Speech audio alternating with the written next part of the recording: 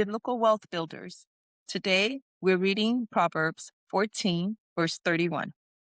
Turn there with me.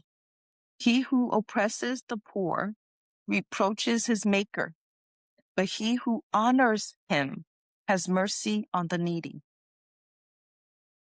The him is capital H. If you are oppressing those who are poor, right, using unjust scales, which the Lord hates. So it's not just looking down on them. That's bad because it's cutting to the core of someone's identity, right? Their humanness. But then if you go further by making their life harder, imagine it's already hard enough not having money, being poor, not being able to afford everything you want when you go to a grocery store.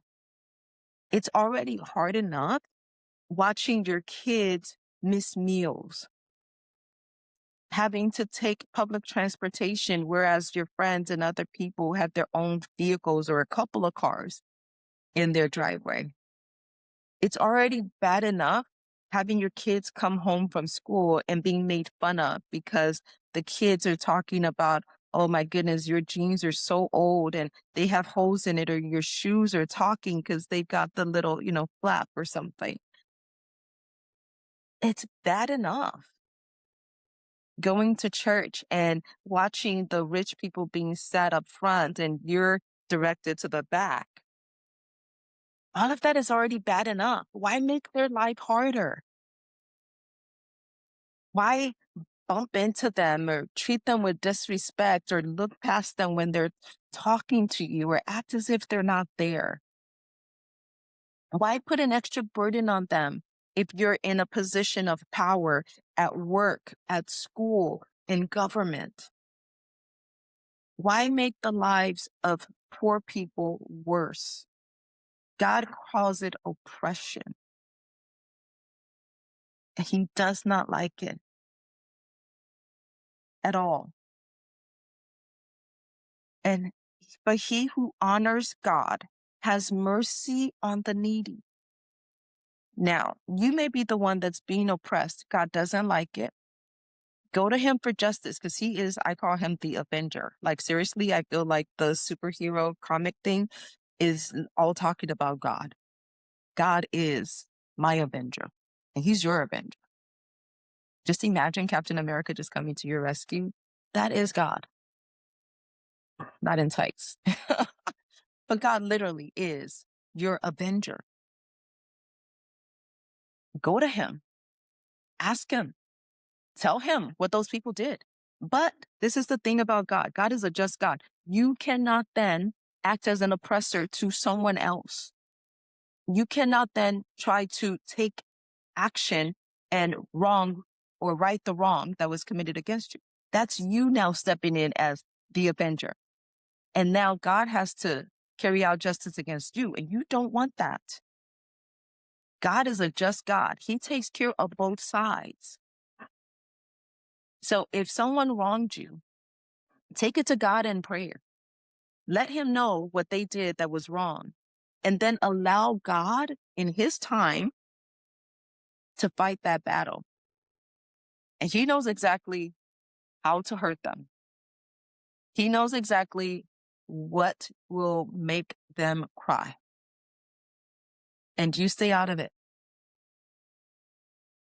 But if you honor God, not just with your mouth, but with your actions, God says that you will have mercy, show mercy to the needy. Those who are needy in your community, in your church, at your child's school, in your friend group, have mercy on them. And by the way, having mercy on them does not mean that you are giving to them. It's two different things. I know the church combines it as if the needy need your bailout. That's not what God says.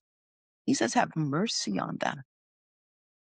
If they come to you and they're asking for an extension on something, have mercy on them.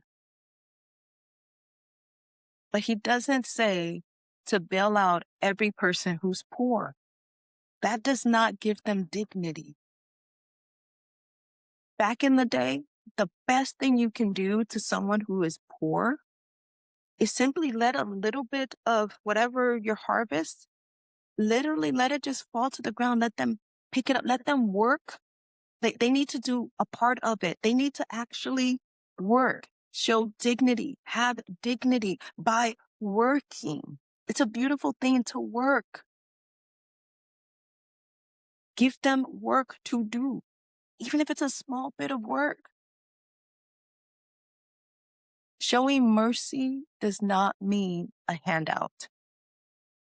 And if you are needy, receiving mercy does not mean a handout. The best gift that someone can give someone in need is WORK, work. So then you have the dignity of saying, I accomplished something.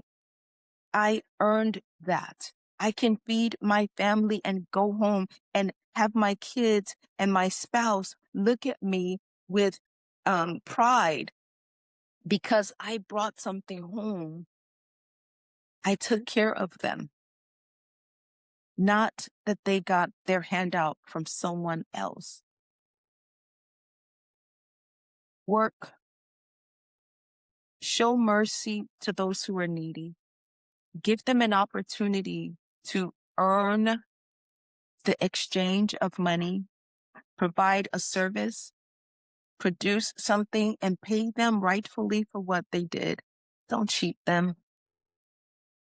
But if they ask for mercy, if they ask for an extension on something, show them mercy. The same way when you ask God, like, God, I messed up. I shouldn't have done X. Help. Please don't let the consequence be so big on me. That, by the way, is mercy.